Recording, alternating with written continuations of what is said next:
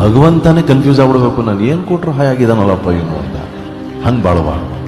ಪೂಜ್ಯಾಯ ರಾಘವೇಂದ್ರಾಯ ಸತ್ಯಧರ್ಮರತಾಯ ಚ ಭಜತಾಂ ಕಲ್ಪವೃಕ್ಷಾಯ ನಮತಾಂ ಕಾಮಧೇನವೇ.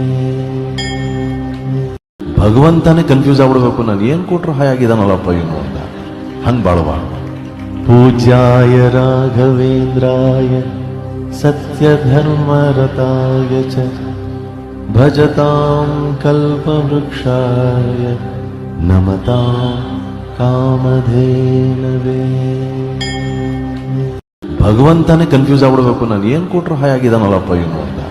ಹಂಗೆ ಬಾಳಬಾರ್ದು.